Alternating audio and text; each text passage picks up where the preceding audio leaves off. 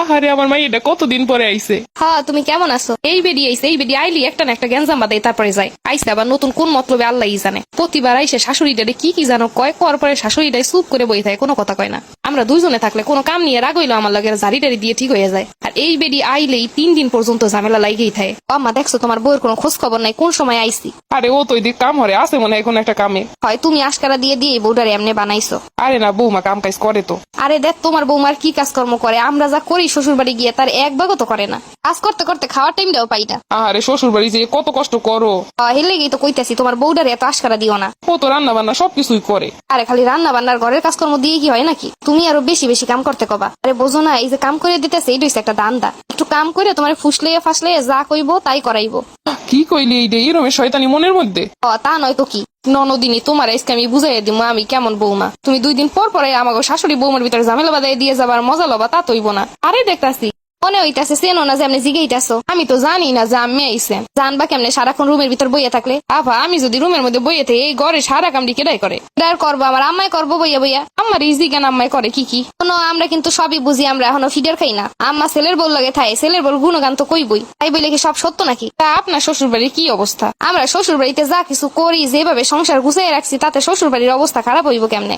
আইসে মনে করছে কিছু জানি না। কোথায় কি হয় না হয় সব খবর আমার কাছে আহে। কত সব চাপা মারতে আইসে। আপা এইবার কয়দিনের সফরে আইলেন? দেখি কয়দিন থাকা যায়। কি দুলাভাইয়ের সাথে রাগ হইছে নাকি? দুলাভাইয়ের সাথে রাগনের কি আছে? দুলাভাই সংসার করতে আসি ফুলের মতো সাজাই রাখছি। তোমাকে মতো তো স্বামী লেজে লেজে ঘুরে স্বামীরে বস করে রাখি নাই। ও আচ্ছা, তাইলে মনে হয় এইবারও ঝামেলা টামেলা কইরে আইছেন। কি কইতে চাইলা? আমি কি আমার বাপের বাড়ি আইতে পারবো না? না না, তা পারবেন না কেন? বাপের বাড়ি এনে তো আইতে হইব। কিন্তু আপা আমিও সংসার করেন, আমিও সংসার করি। যার যার সংসার হে সামলাইলি তো হয়। আমি তো ঠিক আমার সংসার সামলাই, কিন্তু সাথে সাথে এই বাপের বাড়ি আইয়ে যে একটা পিন দিয়ে জানের পর আমাকে ভিতরে ঝামেলা বাঁধাই দেন। শুনে না পা, বাপের বাড়ি আইবেন ভালো কথা, 2 দিন থাকবেন, 10 দিন থাকবেন, 1 মাস থাকবেন, কোনো সমস্যা নাই। কিন্তু আইসা যে আপনার মায়ের মাথায় ভুলভাল ঢুকায় এরপরে আমাদের ভিতরে ঝামেলা তৈরি করে দিয়ে যাইবেন, এইটা তৈব না। আপনার যেমন কষ্টের সংসার আমারও কষ্টের সংসার। আমরা শাশুড়ি বৌমা যাই করি, আপনার সমস্যা কি? শুনছো আম্মা তোমার বৌমা কি কইলো? মেয়েটার কোনো উত্তর দিলা না। আরে তুই ফাও কথা কইতে যাস কেন? ও এখন আমি খারাপ হয়ে গেছি তোমার কাছে? এখন তোমার বৌমা ভালো, ভালোই তো। আরে ও তো আমার সব কাজই কইরে দেয়, খালি খালি ওরে দোষারোপ করতেছিস কেন? মা তুমি তো এখন বুঝতেছো না, তোমারে পরে বুঝাইবো মজা। আপা শুনলাম আপনি নাকি আপনার শাশুড়ি থেকে আলাদা খাইতেছেন। আসলে হইলো একটা খবি, সোনার সাথে এক ঘরে থাকা সম্ভব না। কেন আপা আমি একটু সামলে থাকতে পারলেন না? তুমি কি আমার জ্ঞান দিতে আইছো? তোমার কি মনে হয় আমি সংসার বুঝি না?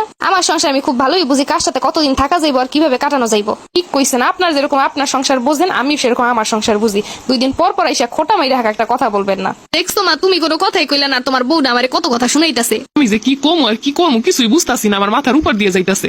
এখন তো যাইবই তোমার কাছে। এখন তোমার বউমা আপন হয়ে গেছে আর আমি পর হয়ে গেছি। তোমাকে বাড়িতে আমি আর আইতাম না। তুই এটা কি কইলি? তুই আমার একটা মাত্র মাইয়া। আইয়া দিয়ে কি করবে? এখন তো বৌমা পাইছো মনের মতো। আরে তোমার বৌমার মনে হয়েছে শয়তানি। ওই বৌমাও যেরকম বৌমার মা ওইরকম। বৌমার মাই বুদ্ধি দিয়ে তোমার সাথে সুন্দর ব্যবহার করে সবকিছু কাইরা নিতে চাইতেছে। কি কস এইসব সত্যি নাকি? আরে তুমি বোঝো না, তুমি হইলে এখন সংসারের কর্তা। তোমারে যদি হাত করতে পারে তাহলে তো সবকিছু পাইয়ে যাইবো। আজকে থেকে শক্ত হইলাম, সহজে আর নরম হন যাইবো না। এইটাই তোমার আমি এতক্ষণ ধরে বুঝাইতে চাইতাছি। তুমি যদি শক্ত হইতে পারো তাইলে আমরা মেয়েরা যখনই বাপের বাড়ি যাবো তখনই আমাকে একটা শক্ত জায়গা থাকবো, বুক ফুলে একটা জোর গলায় কথা কইতে পারবো। কিন্তু এতদিন ছাড় দিচ্ছে, এখন দেখো না তোমার বৌমা তোমার সামনে আমার লগে কেমন ব্যবহারটা করতেছে। আরে বৌমারে এত ভালো বুঝছিলাম, কিন্তু এরমের মনের ভিতর শয়তানি এইগুলো তো আমার মাথার ভিতরে কোনোদিনও আয় নাই। এর জন্যই তো কই, তুমি তো বোঝো না, আমাকে কথা কানে নাও না। আমার বৌমা ভালো, তোমার বৌমা যে কত ভালো এটা জানি। কুটনি বেটিরা এখন আমার হাউডিটার ব্রেনটা ওয়াশ করতে আইছে। আম্মা ফ্রিজ দিয়ে কি বের করবো? আম্মা কথা কইতাছেন না যে কিছু হইছে? ওরে আল্লাহ, এই যে অলরেডি কথা বন্ধ হয়ে গেছে। এরকম অন্তত 4-5 দিন থাকবো। আমি এসি কোন সময়? এখন যাইতাছো ফ্রিজ খুলতে? আমি তো বলছিলাম আপনি আইয়ে চলে যাইবেন। হ্যাঁ এইটাই তো চাইবা। এখন আম্মা আছে এইটাই চাইতাছো। আর আম্মা যখন থাকবো না তখন তো আমাকে বাড়ির 30 সীমানায় ঢুকতে দিবা না। আপনার মতো ননদিনী থাকলে এমনিতেই 30 সীমানায় ঢুকতে দেওয়া উচিত না। শুনছো আম্মা, শুনছো তোমার বৌমা কি কইলো? এত অপমান আমি আর আসবো না, তুমি চুপ করে আসো।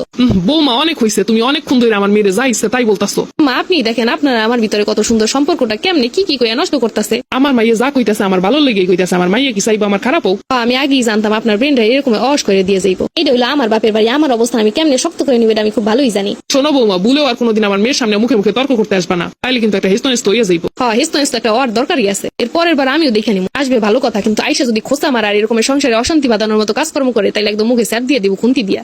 কি কইলা তুমি? আমার মেয়ে সংসারে অশান্তি বাজাইতে আহে? মা তাই করতেই আহে। আপনি একটু ভাইবে দেখেন, আপনার কি কোনো যত্ন কম করছি? আপনার কি কোনো কাজ করতে দেই? ননদিনী আসলেই কেন আমাকে ভিতরে ঝামেলা শুরু হয়? আমার নাইলে বয়স হয়ে গেছে, আমার মাথায় কিছু শয়তানি ঢুকে না, কিন্তু আমার মাইয়া তো বুঝে, এর জন্যই তো আমার বুঝে এইগুলা। আম্মা দেখছো এখনই কত বড় সাহস তোমার, মোহে মোহে তর্ক করতে আছে। শ্বশুর বাড়ির লোকের সাথে যদি হয় পয়েন্টে পয়েন্টে কথা, তাইলে হয় তাদের প্রতি গিরাই গিরাই ব্যথা।